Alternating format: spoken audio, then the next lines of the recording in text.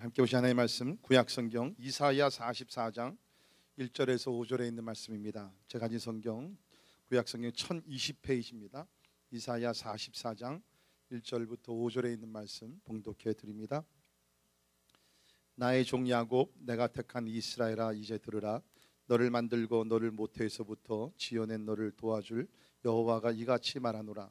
나의 종 야곱, 내가 택한 여수르나 두려워하지 말라.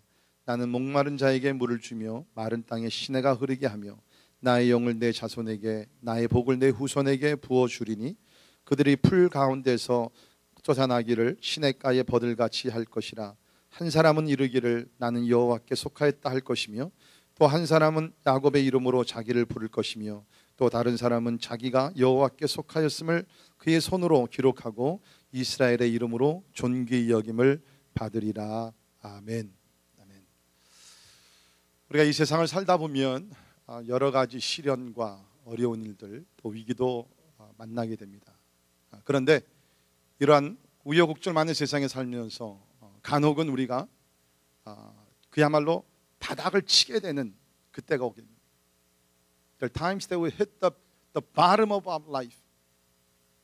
경제적으로 어려움을 당하면서 바닥을 치든지, 아니면은 관계에 어떤 위기가 오게 되면서 그야말로 가장 밑으로 내려가서 그 힘든 시간을 보내든지, 아니면 건강의 위기나 또 여러 가지 이유로서 우리가 진짜 감당할 수 없는 그 low point in our life, 가장 우리 인생의 가장 낮고 힘들고 어려운 그 바닥을 칠 때가 없지 않아 있다는 것입니다.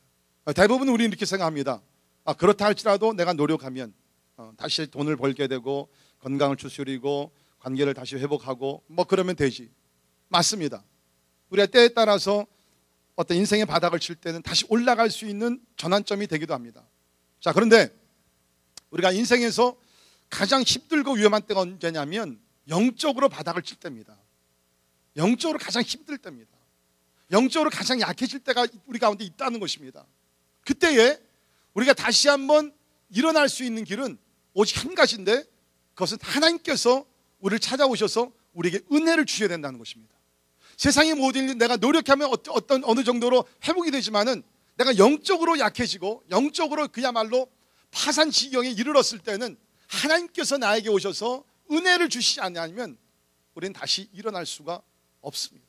근데 감사하게도 우리가 인생의 길에서 바닥을 치고 있을 때 하나님을 바라보면 하나님께서 찾아오셔서 회복을 주시고 다시 새로운 부흥의 역사를 일으켜 주실 줄 믿습니다. 오늘 본문 말씀 보게 되면 과거 이스라엘 백성들 가운데 국가적으로 영적으로 봤을 때 바닥을 치고 있을 그 역사적인 배경을 하고 있습니다. 특별히 우리가 43장으로 잠깐 넘어가시면 이스라엘의 영적 상태를 우리가 좀 깨달을 수 있는데요. 43장 22절 잠깐 보시면 보세요. 그러나 야곱아, 너는 나를 부르지 아니하였고, 하나님을 부르지 않았다는 거예요. 그러니까 영적으로 얼마나 이 사람들이 메말라 있고 약해져 있는 것을 보고 하나님도 부르지 아니하고, 이스라엘아 너는 나를 괴롭게 여겼으며, 하나님을 보면서요 즐거워하고 사모하고 그런 것이 하나님을 보면서 막 괴로워했어요. 하나님만 안 계시면, 하나님만 우리를 간섭하지 않으시면 우리가 멋대로 살 수 있을 텐데 왜 하나님께서 우리를 괴롭힙니까? 그러지 않기를 바라지만 혹시 여러분들 가운데도 가끔 이런 생각하시는 분이 계신지 모르겠어요. 하나님이 눈동자같이 보시지 아니하시면 내가 원하는 대로 살 수 있을 텐데, 그러면서 하나님을 기뻐하며 사모하며 바라보지 아니하고 하나님을 향해서 우리를 괴롭히는 하나님이라고 그런 부정적인 생각을 갖고 있었다는 것입니다. 자, 23절을 보면 거기 어떻게 기록이 되어 있습니까? 내 번제의 양을 내게로 가져오지 아니하고 내 제물도 나를 공경하지 아니하였느니라. 예배는 참석을 했겠죠. 그러나 저들 가운데는 하나님 앞에 드리는 제사가 없었어요. 번제물이 없었고요. 뿐만 아니라 제물로서 하나님을 공경하지 아니했다는 것입니다. 형식적으로 드릴 수 있을지 모르지만은 마음의 제사가 아니었기 때문에 하나님께서 받지 아니하셨다는 거죠. 이것이 저들의 영적 상태였다는 것입니다. 24절도 보면 너는 나를 위하여 돈으로 향품을 사지 아니하며 희생의 기름으로 나를 흡족하게 하지 아니하였다. 자신들을 위해서는 여러 가지로 막 화려한 삶을 살고 있었지만 하나님을 위해서는 너무나 인색하게 그런 그 삶을 살고 있었다는 거예요. 뿐만 아닙니다. 거기 27절을 보시면 내 시조가 범죄하였고 너의 교사들이 나를 배반하였다. 그러니까 이스라엘의 죄가 하루 이틀 가운데 이루어진 것이 아니라는 거죠. 내 시조가 forefathers throughout generation, 지금 몇백 년 동안 저들 가운데 이러한 죄악이 계속 진행이 되고 있다는 거예요. 우리 지난 5월 달에 우리가 성장하는 가정에 대해서 말씀을 나눴는데요, 저는 여러분의 가정이 진짜 하나님의 축복의 가정이 흐르고 하나님의 축복이 전수되는, 하나님의 거룩하심이 전수되는 가정들이 되기를 주의 이름으로 축원합니다. 이게 얼마나 비참한 것입니까? 저들의 시조지, 저들의 선조들이 하나님을 믿지 아니하였어요. 불순종했어요. 근데 그것이 throughout generation, 대대로 지금 그것이 이루어지고 있다는 것이에요. 그러면서 저들 가운데 있던 교사, 영적 지도자들 얘기합니다. 저들이 하나님을 배반했다는 거예요. 그러니까 우리가 알 수 있죠. 이스라엘의 영적 상태가 바닥을 치고 있었다는 것. 이걸 우리가 신학적인 용어를 사용한다 그러면 total depravity, 완전히 타락한 상태에 지금 이스라엘이 있었다는 거예요. 그때에 하나님의 마음이 괴로웠습니다. 괴롭다는 거예요. 23절 하반절에 보면 너를 괴롭게 하지 아니하였거늘 왜 너희들이 이렇게 괴롭히느냐. 여러분 그걸 아셔야 됩니다. 우리가 죄를 범하게 되면 우리 마음도 괴로워요. 근데 거기 24절 하반절에도 내 죄악으로 나를 괴롭게 하였느니라. 우리가 죄를 범할 때 우리가 스스로 괴로울 뿐만 아니라 하나님께서 우리가 죄를 범하는 것을 보면서 괴로워하신다는 거예요. 이 하나님의 마음을 좀 우리가 읽었으면 좋겠습니다. 여러분 우리 부모들이 사랑하는 자녀들이 이렇게 죄악을 범하고 하나님께 반항하고 떠나가는 모습을 볼 때는 마음이 막 안타깝잖아요. 막 진짜 막 잠을 못 이루잖아요. 하나님은 더 그러시다는 거예요. 하나님의 자녀들이 죄악을 범할 때 하나님께서 막 괴로워하신다. 자, 그러면 여기 살 수 있는 길이 뭐냐? 해결책이 뭐냐? 자, 거기 있는 말씀 보면 43장 25절에 보세요. 곧 나는 나를 위하여 내 허물을 도말하는 자니 내 죄를 기억하지 아니하리라. 그러니까 하나님이 오랫동안 보시면서 이스라엘을 통해서 스스로 죄를 깨닫고 돌이키고 하나님 앞에서 바로 서기를 원하지만 그것이 이루어지지 않는 것이에요. 그러니까 하나님께서 이제 마음을 먹이시기를 어떻게 생각하시냐면 안 되겠다. 이제 내가 나를 위하여 내가 영광을 받기 위해서 저들과 어떤 아름다운 교제가 이루어지기 위해 나를 위하여 내 허물을, 백성들의 죄를 하나님께서 용서하며 기억지 않도록 죄 용서를 내가 이제는 베풀어 줘야 되겠다는 거예요. 이것을 우리가 이사야 전체를 통해서 보게 되면 여러분이 아신 대로 이사야가 우리 두 등분으로 나누시게 됐는데 40장부터 66장까지 뭡니까? Servant of the Lord, 예수 그리스도 메시아가 나타납니다. 그래서 타락한 세대에서 결국에는 그 메시아가 나타나셔서 우리를 위해 십자가에 죽으신다는 것이 이사야 53장에 나오죠. 그러니까 하나님께서 뭡니까? 이제는 내가 나를 위해서 저들의 죄악을 구원해야 될 용서해야 될 텐데 내 종, 내 아들 예수 그리스도를 보내서 내가 저들의 죄를 용서하리라. 그것이 오늘 나오는 그 배경의 말씀입니다. 하나님께서 하나님의 백성들의 죄를 용서하시는데 스스로 못하니까 하나님께서 하나님의 방법으로 메시아를 통하시고 하나님께서 죄를 용서하시며 회복을 주시겠다. 그 가운데 44장이 이제 들어와서는 이제는 긍정적으로 하나님께서 그러면 어떻게 우리에게 회복을 주시겠느냐, 그 말씀이 여기서 나옵니다. 그래서 44장 1절 여러분 성경 보시면 나의 종 야곱 내가 택한 이스라엘아 이제 들으라. 이거 히브리어를 보기에 먼저 나오는 단어가 이제 들으라. Now, but now, listen, hear me saying. 내가 이제 너희들에게 전하는 말씀을 들으라는 것이에요. 그러니까 43장은 죄악으로 가득 찼고 이제 44장에 와서는 메시아를 통해서 회복을 주시는데 여기 중요한 단어가 나옵니다. 3절에 보게 되면 중간에 나의 영을 내 자손에게 나의 복을 내 후손에게 부어주리니. 그러니까 하나님께서 하나님의 백성들 가운데 회복의 은혜를 주시는데 무엇을 통하여? 누구를 통하여? 하나님의 영을 통하여 성령을 통해서 회복을 주시겠다는 거예요. 그러니까 여기 지금 핵심적인 단어가 뭡니까? 내가 나의 영을 내 자손들에게 너희에게 부어주겠다. 부어주겠다. 그것을 통해서 우리가 오늘 보겠지만 2절부터 5절에 나오는 많은 축복들이 성령의 부으심 가운데서 이것이 일어나게 된다는 것입니다.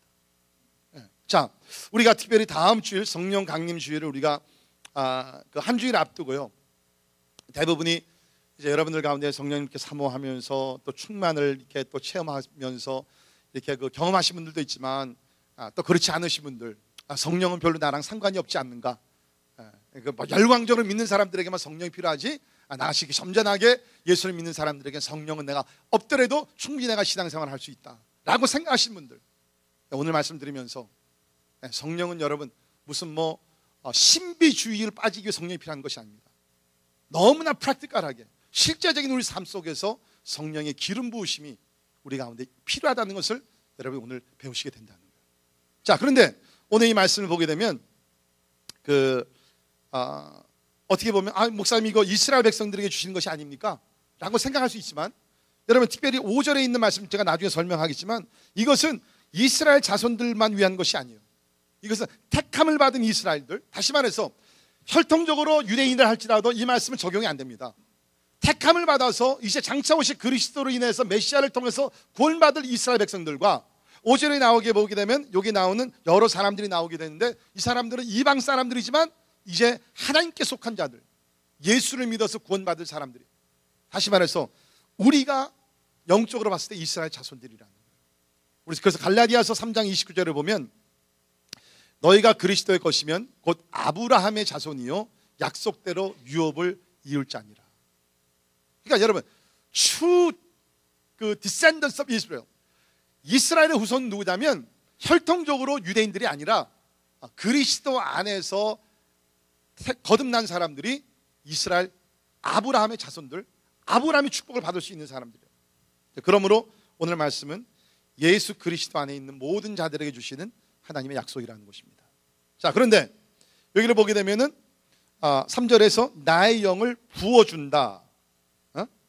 거기 3절 앞부분도 나는 목마른 자에게 물을 주며, 우리 한국말은 그냥 물을 주며 그랬는데, 우리가 이거 NIV로 보기에는 I'll pour my water, 내가 물을 그냥 부어주겠다는 거예요. 그러니까 여러분 우리가 비도 보게 되면 뭐 여러 종류가 있죠. 이렇게 부슬부슬 내리는 비가 있고, 그냥 이렇게 조금 오는 비가 있고, 막 확 그냥 막 세게 오는 소낙비 같은 비가 있습니다.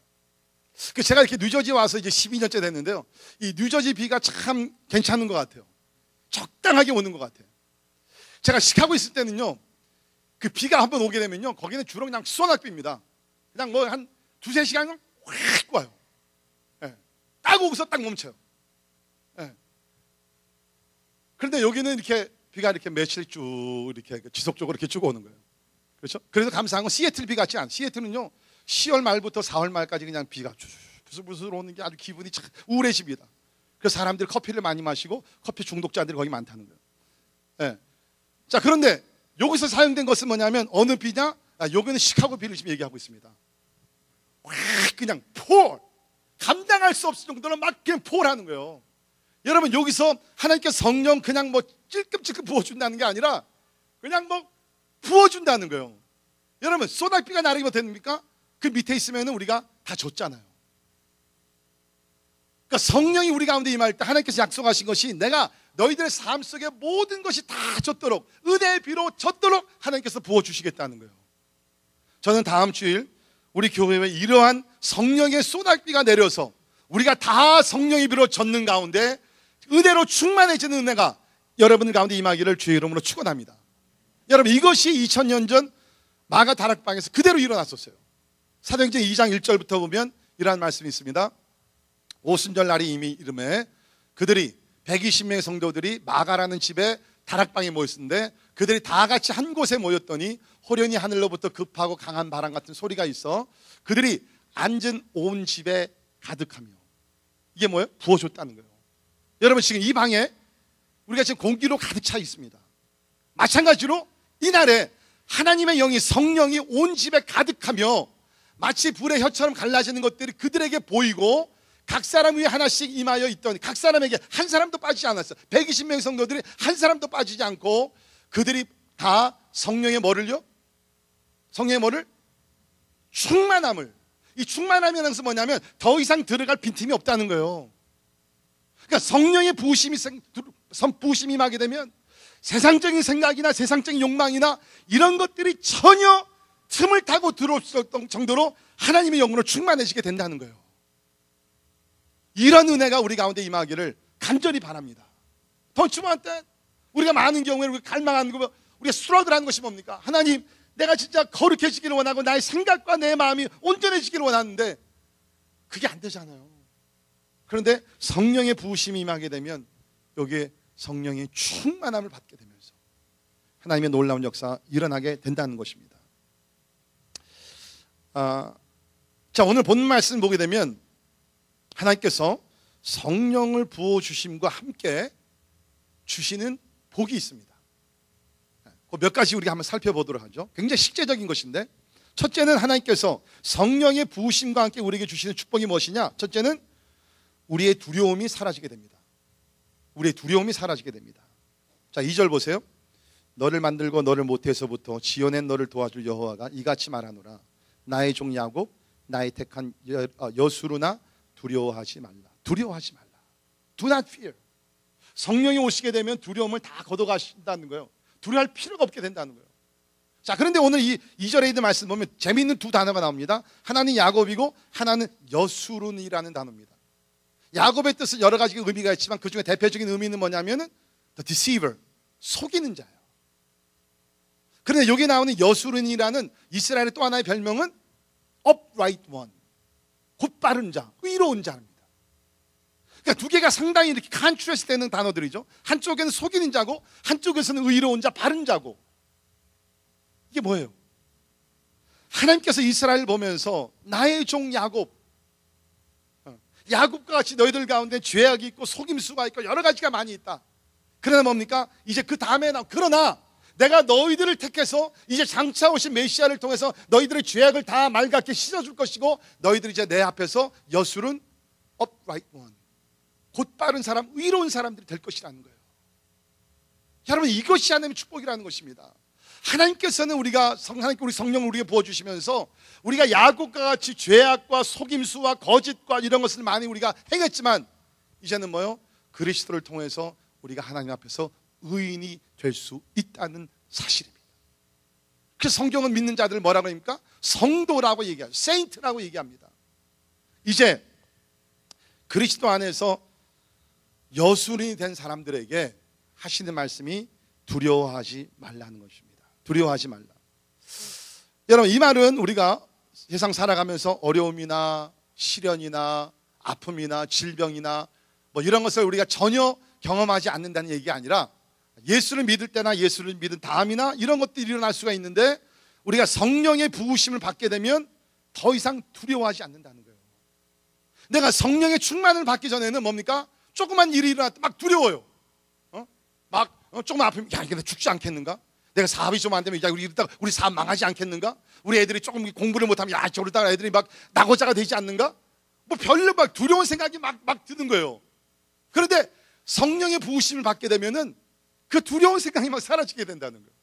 어려운 일이 있다 할지라도 낙심하지 아니하고 이상하게 하나님 안에서 담대함이 생겨요.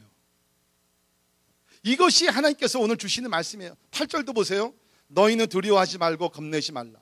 그렇죠? 너희는 두려워하지 말고 겁내지 말라. 왜? 내가 너를 창조주 하나님으로 이곳까지 인도하신 자가 하나님 아니냐? 거기 43장 1, 2절 보세요. 우리 잘 아는 말씀인데 야곱아 너를 창조하신 여호와께서 지금 말씀하시느니라.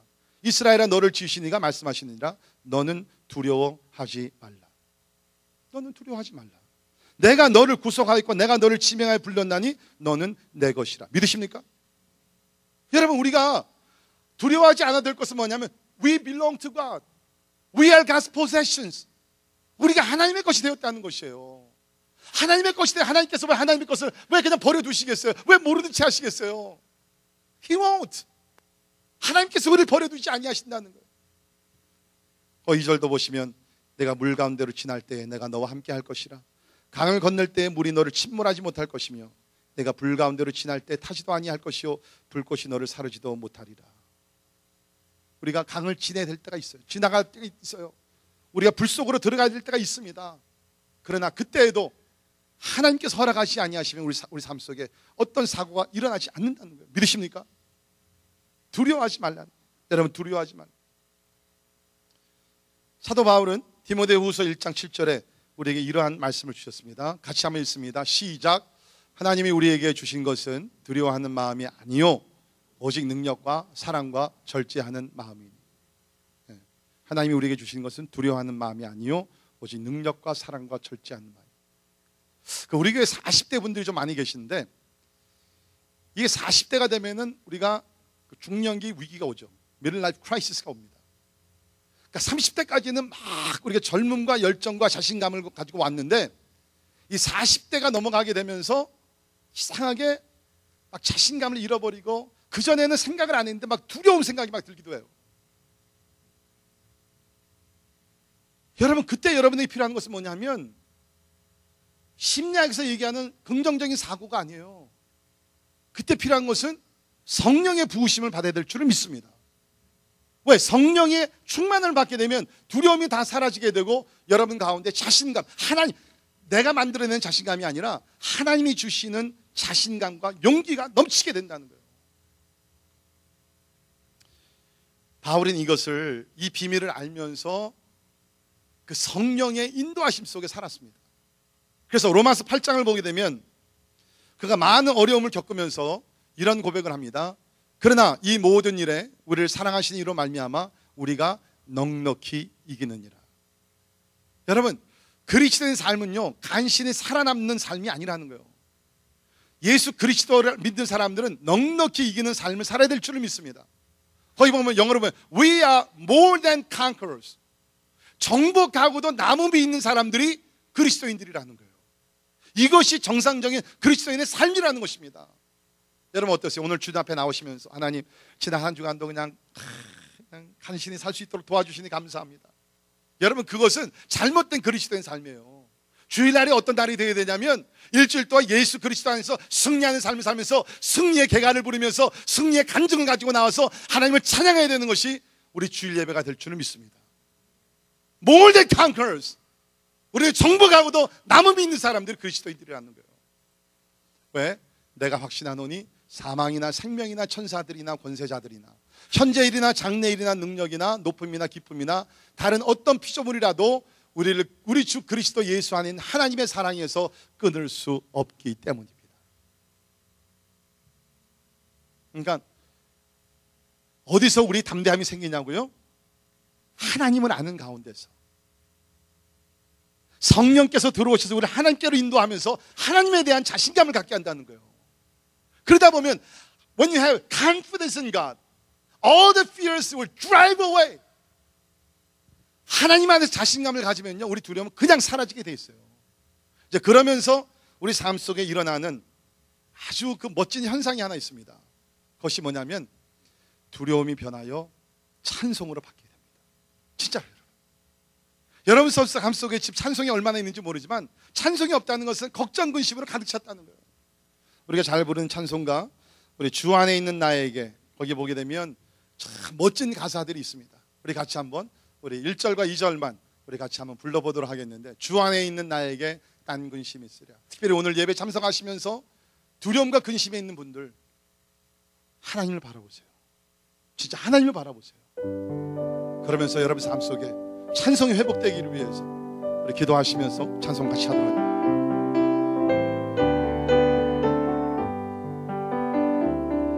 주 안에 있는 나에게 난 근심 있으랴.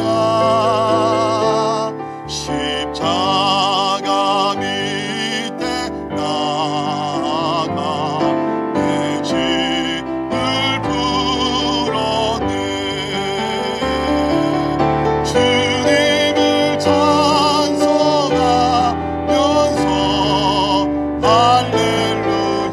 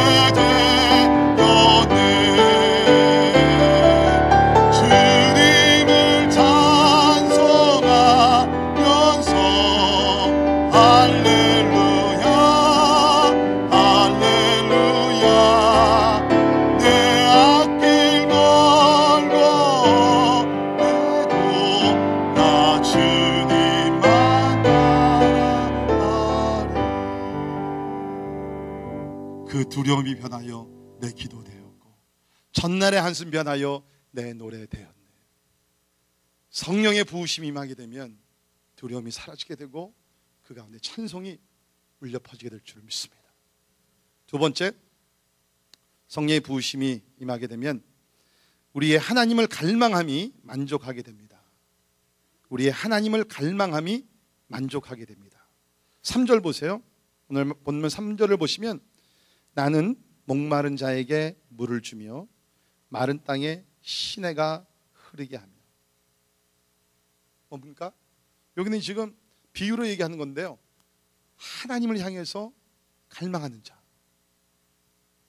그런 자에게 하나님께서 물을 주신다. 시내가 흐르게 하신다. 이건 뭡니까? 하나님을 갈망하는데 그 갈증이 막 심해져요. 여러분, 우리가 여름에 무더위 속에 나가서 뭐 이렇게 운동을 한다든지 막 오래 걷는다니까 막 목이 타잖아요.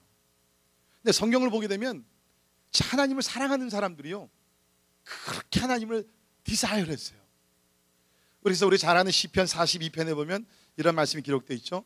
하나님이요, 나의 사슴이 시냇물을 찾기에 갈급함 같이, 사슴이 시냇물을 찾기에 갈급함 같이 내 영혼이 주를 찾기에 갈급하다. 여러분, 저는 우리 교회 성도들이 자, 이런 수준에 올라가기를 주의 이름으로 축원합니다. 뭐 이미 올라가신 분들도 계시겠지만 진짜 막 하나님이 너무너무 갈망돼요. 여러분, 돈을 사랑하는 사람은 돈이 막 갈망하죠. 막 이렇게요. 뭐 세상의 쾌락을 사랑하는 사람들은 그냥 언제 날씨가 좀 나가서 골프 한번 칠까 갈망하는 마음들 있잖아요.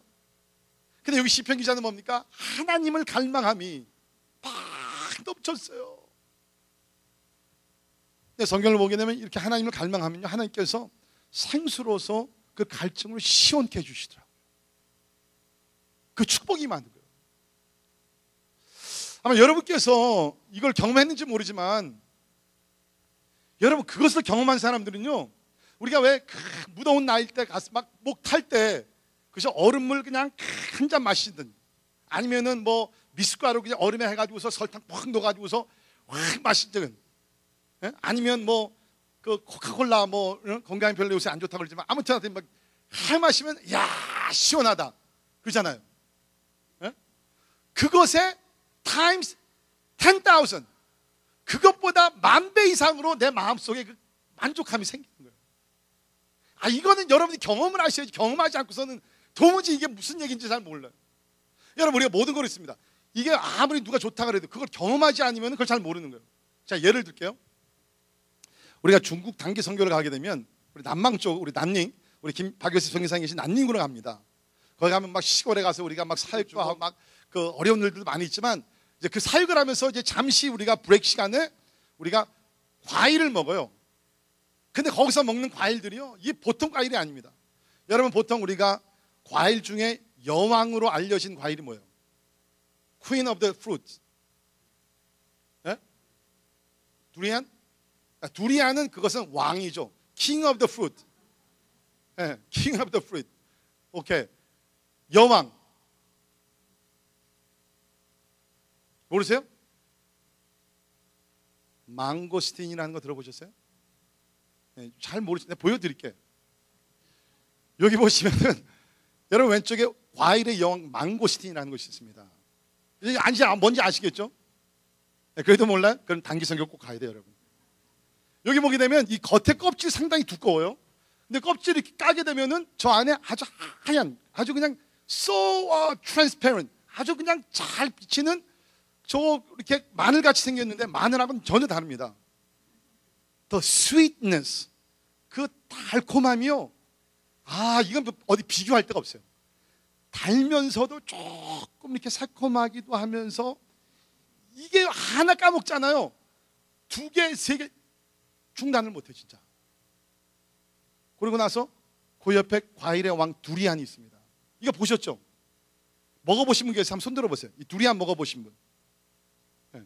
처음에 맛이 어때요? 냄새가 무슨 냄새 나죠? 쿨인 냄새가 나죠. 똥같은 냄새라 그런 얘기하지 말고, 쿨인데 그 맛은, 이거는 또 뭐 여러분 근데 미국에서는 여러분이 드시면 이건 맛 하나도 없어. 미국 거는 거기 가서 먹으면요, 야, 그냥 여기가 좋사오니 집에도 가고 싶은 마음이 없어져. 근데 이거는요, 제가 아무리 얘기하더라도 여러분이 맛보기 전에는 몰라요. 다음에 꼭 단기성교 가세요. 자, 뭐요?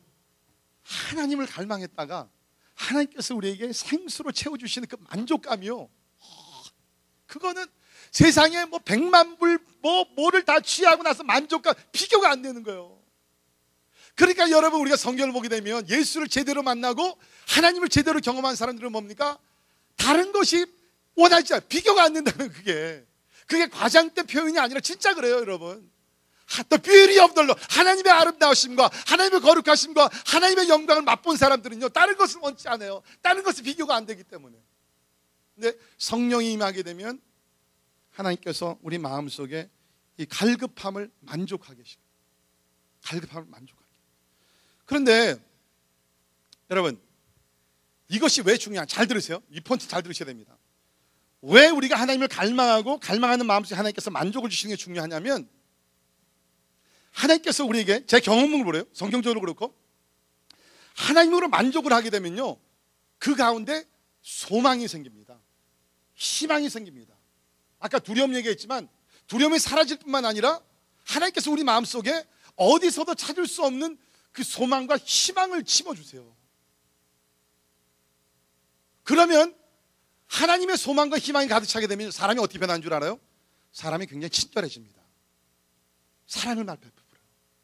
여러분, 우리가 다른 사람들에게 사랑과 친절을 베풀지 못하는 게 뭐예요? 내 마음에 여유가 없어서 그래요. 내 마음에 소망이 없어서 그래요. 자, 제가 Let me prove that to you. 여러분, 보통 우리 사람들 보게 되면 목요일 오후쯤 되면 사람들이 좀 여유가 있죠. 그거 느끼세요? 금요일 되면 사람들의 무드가 어때요? 굉장히 좋아집니다. 왜 그래요? 왜 그래요? 주말을 바라보는 희망이 있잖아요. 야, 위켄드다. 이제 하루만 더 일하면, 하루만 더 일하면 가족들과 함께 주말을 잘 지킬 수 있는데, 교회 금요 예배만 없으면 더 좋겠는데. 주말을 바라보는 희망이 있으니까요, 나도 모르는 가운데 그냥 막 콧노래가 막 나오고 사람들이 친절을 베풀고 막 사랑을 베풀어요. 그러니까 여러분이 삶의 지혜인데, 여러분 누구에게 부탁을 할 때는요, 월화수는 좀 빼세요. 목요일날 금요일쯤에 이렇게 전화를 해서 집사님 나 뭐 있는데 좀 도와줄 수 있어? 그러면 도와주는 거예요. 근데 여러분, 목회자는 그 반대입니다. 그거 아셔야 돼요. 목회자는 주말 되면 스트레스가 많아져요. 목회자는 제일 좋은 날이 언제예요? 월요일은 아니에요. 월요일은 쉬는 날이고, 화요일날 전화하셔서 부탁하시면 대부분이 예스입니다. 제가 우리 다른 교회 목사님들 부흥회나 이렇게 제가 청빙할 때는요, 항상 전화 거는 날은 화요일날 전화를 드려요. 자, 뭡니까? 우리 마음에 희망이 있을 때는요, 사람이 여유가 생기게 되고 기쁨이 있게 되고 사랑을 나누게 된다는 거예요. 그러니까 여기서 제가 지금 말씀이 뭐냐, 왜 우리가 하나님을 갈망하고 하나님께서 갈망한 마음에 만족을 주시는 게 중요하냐면, 그러면 하나님께서 우리 마음속에 소망을 주시게 되고, 내가 소망을 갖게 되면 다른 사람들에게 친절하고 사랑을 베풀게 된다는 거예요. 하나님은 그거를 아셨기 때문에 내가 너에게 성령을 부어주겠는데, 성령을 부어주면 영혼의 만족을 느끼게 되고, 만족을 느낄 때 너희는 마음의 여유가 생기게 되고 사랑을 하게 된다는 거예요. 행복한 가정을 세우게 된다는 거예요. 아름다운 사회를 만들어갈 수가 있다는 거예요. 자, 세 번째, 성령의 부으심이 임하면서 어떤 축복이 임하느냐? 우리는 항상 번성하게 됩니다. 항상 번성하게 됩니다. 4절에 있는 말씀 보세요. 그들이 풀 가운데서 솟아나기를 시냇가의 버들같이 할 것이라. 시냇가의 버들, 이건 항상 풍성하고 번성한다는 것을 얘기하고 있습니다. 자, 여기 4절과 비슷한 말씀이 성경에 나와요. 성경에 아시는 분들 어디 나오죠? 시편 1편. 시편 1편에 보면 이 말씀이 있습니다. 3절에 보시게 되면, 그는 시냇가에 심은 나무가 철을 따라 열매를 맺으며 그 잎사귀가 마르지 아니함 같으니 그가 하는 모든 일이 다 형통하리로다. 아멘. 여러분, 이런 삶 원하시지 않으세요? 시냇가에 나무가 심겨지고 사시사철 푸르고 번성하고 과실을 맺고 하는 일 모든 일에 형통케 되는 그 축복. 자, 그런데 여러분 잘 보세요. 이 3절이 시편 1편 3절이 이어라는 약속이 있는데 조건이 따릅니다. 2절로 올라가면은 조건이 나오는데 그 조건이 뭐냐 하면 같이 읽도록 합니다. 시작. 오직 여호와의 율법을 즐거워하여 그의 율법을 주야로 묵상하는도다. 그냥 가만히 있으면 우리의 삶이 시냇가 심긴 나무와 같이 날마다 이렇게 번영하고 번성하고 풍성한 그게 아니라 어떤 사람들에게 주야로 하나님의 말씀을 묵상하는 사람들에게 하나님께서 항상 번영하는 축복을 주신다. 자, 그러면 이것이 성령이 오심과 무슨 연관이 있느냐? 여러분 성경을 보십시오. 성령이 우리 가운데 부어주시, 물론 하나님께서 일방적으로 부어주시는 것도 있지만 보면은 대부분이 기도든지 말씀입니다. 기도든지 말씀을 우리가 묵상하며 나갈 때 하나님께서 말씀이라는 매개체를 통해 가지고서 성령을 부어주신다는 거예요. 사도행전 10장을 보게 된 베드로가 고넬료 집을 방문해서 하나님의 말씀을 증거했을 때 성령이 임했던 거거든요. 그러니까 성령의 부으심을 우리가 받아야 되는데 어떻게 받을 수 있느냐? 물론 하나님의 절대적 주권 속에서 주어주시는 것이지만 성경적으로 봤을 때는 그 조건이 맞아야 되는데 그 조건이 뭐냐? 하나님의 말씀을 주야로 묵상할 때라는 거예요. 여러분, 이번 우리가 성령 강림 주일을 일주일 앞두고 제가 여러분께 부탁드리는 것은 이번 한 주간만이라도 과거에 여러분께서 그냥 큐티하는 것으로 끝났으면 이제는 좀 더 말씀을 이번 한 주간 더 많이 읽어보세요. 진짜 차 안에서 다른 거 듣지 마시고 그냥 말씀을 틀어놔 보세요. 그러면 여러분들 모르는 가운데 말씀을 통해서 성령을 체험하게 될 줄을 믿습니다. 왜? 성령은 진리의 영이기 때문에, 성령은 이 성경을 기록한 것이기 때문에 이 성경을 읽는 자들이 성령께서 부어주시는 은혜를 우리가 허락해 주신다. 자, 이제 마지막 복이 나옵니다. 이것이 제 생각에는 가장 큰 복인데 그 복이 뭐냐? 성령의 부으심이 있게 되면 열방이 구원을 받게 됩니다. All nations will be saved. 5절에 보세요. 한 사람은 이르기를 나는 여호와께 속하였다 할 것이며 또 한 사람은 야곱의 이름으로 자기를 부를 것이며 또 다른 사람은 자기가 여호와께 속하였음을 그의 손으로 기록하고 이스라엘의 이름으로 존귀 여김을 받으리라. 여기 나오는 한 사람, 또 다른 사람, 여기는 뭐냐면 다 하나같이 이방 사람들을 놓고 얘기합니다. 이방 사람들이 이제는 뭡니까? 성령의 부으심 때가 되게 되면, 성령이 오시게 되면 이방 사람들도 과거에는 멀리서 야, 이스라엘의 여호와 하나님, 우리도 저 하나님을 좀 만나기를 원하는데 그 하나님 앞에 나가서 우리도 예배 드리기를 원하는데 멀리서만 바라보게 되는데 성령께서 오셔서 부으심을 주시게 되면 뭡니까? 이제 저들도 we belong to God of Jacob. 여호와 야곱의 하나님께 우리도 속하였다. 왜? 메시아 그리스도를 통해서 이제는 우리도 we are the part of the Israelites. 우리가 이제는 이스라엘의 한 사람으로서 하나님의 기업을 받으면서 하나님의 축복의 자리에 들어갈 수 있다라고 얘기하게 돼요. 사도행전을 보게 되면 이것이 그대로 이루어지게 되죠. 오순절날 성령이 임하게 되고 세계 각처에서 모였던 사람들이 복음을 듣게 됩니다. 이 사건을 베드로가 성령에 임하고 나서 이렇게 설명을 하죠. 사도행전 2장 16절을 보면 이는 곧 선지자 요엘을 통하여 말씀하신 것이니 일러스되 하나님의 말씀하시기를 말세에 내가 내 영을 모든 육체에 부어주리니 너희의 자녀들을 예언할 것이요 너희의 젊은이들은 환상을 보고 너희의 늙은이들은 꿈을 꾸리라. 그때 내가 내 영을 내 남종과 여종들에게 부어주리니 그들이 예언할 것이요 또 내가 위로 하늘에서는 기사를 아래서 땅에서는 징조를 베풀리니 곧 피와 불과 연기로다.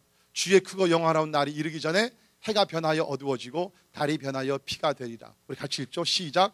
누구든지 주의 이름을 부르는 자는 구원을 받으리라 하였느니라.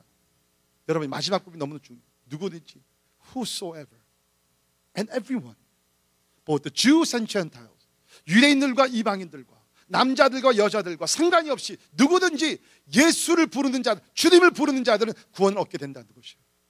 이것이 어떻게 가능했느냐? 오순절날 성령이 임하게 되면서 이제는 유대인들과 이방인들 가운데 벽이 다 허물어지게 되고 이제는 누구든지 사마리아 사람들도 이제는 누구든지 상관이 없이 예수 그리스도를 부르게 되면 구원을 받게 되었다는 것입니다. 여러분 오순절날 성령이 신약교에 임하지 않았으면요 우리 한국 사람들이 구원을 못 받을 가능성이 많아요. 진짜입니다. 제가 만들어낸 이야기가 아니에요. 오순절날 성령이 임했는데 유대인들에게 성령이 임했거든요. 저들이 나가서 복음을 전파합니다. 그런데 저들이 동족들에게만 자꾸 복음을 전하는 거예요. 그러니까 하나님께서 야 이거 안 되겠다. 민족들 간에 어떤 벽을 허물어야 되겠는데, 이 유대인들이 생각하기를 오순절날 우리가 성령 받았으니까 우리만 구원받고 우리가 최고구나 생각을 하거든요. 그래서 하나님께서 뭐 하세요?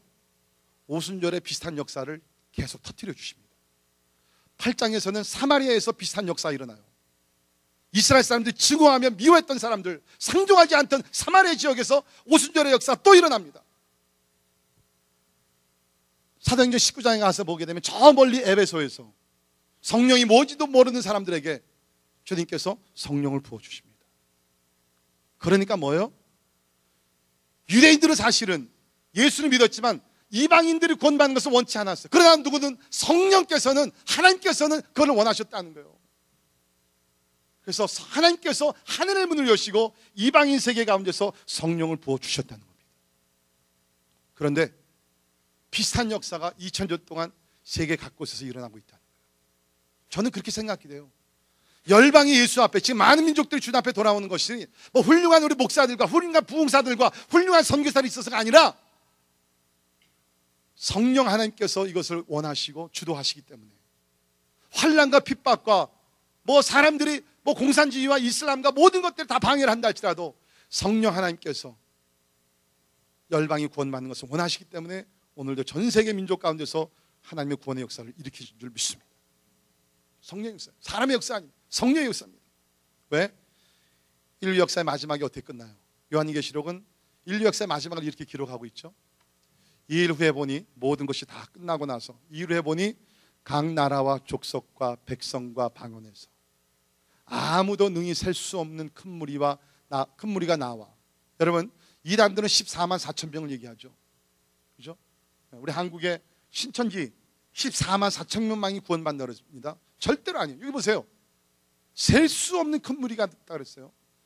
흰 옷을 입고 손에 종려 가지를 들고 보좌 앞과 어린 양 앞에서 서서 큰 소리로 외쳐 이르되 구원하심이 보좌에 앉으신 우리 하나님과 어린 양에게 있도다 하니. 성령께서 왜 지금 열방 가운데서 구원의 역사를 일으키신 줄 아세요? 이 날을 위해서요.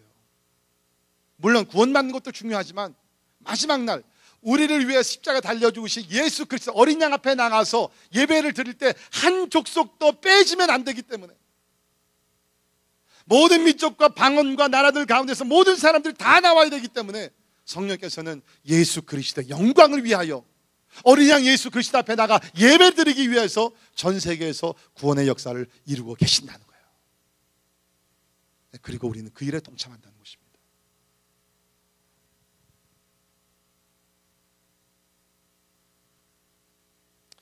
우리에게 성령의 부으심 필요합니까? 절대적으로 필요합니다. 두려움이 사라지고 마음에 담대함과 용기와 기쁨과 찬송이 임하기 위해 우리의 갈급함이 성령의 부으심으로 만족함이 되고, 그래서 내 마음속에 소망이 넘치고, 그래서 그 소망 때문에 이웃을 사랑하게 되고, 더욱더 나가서 무엇보다도 열방이 하나님 앞에 돌아오기 위해서, 비전도 종족들이 하나님 앞에 돌아오기 위해서 오늘도 우리에게 성령 부으심이 필요한 줄 믿습니다. 오늘 우리 성찬식을 가질 때 진짜 하나님 앞에 갈급한 마음으로 성찬에 임했으면 좋겠어요. 성령은요 거룩한 영이거든요. 내 마음이 정결할 때, 그렇죠? 내 마음의 집이 깨끗할 때 성령께서 부담 없이 이렇게 내려오세요. 그리고 채워주세요. 우리가 성령 강림 일주일 동안 우리가 참 기다릴 때 오늘 성찬식이 새 출발이 되기를 원하고, 하나님께서 우리의 마음을 깨끗하게 만드셔서 성령께서 우리 가운데 교통하시고 부어주시는데 아무것도 거리낌이 없는 마음의 집을 만들 수 있기를 바랍니다. 우리가 찬송하시면서 우리 성찬식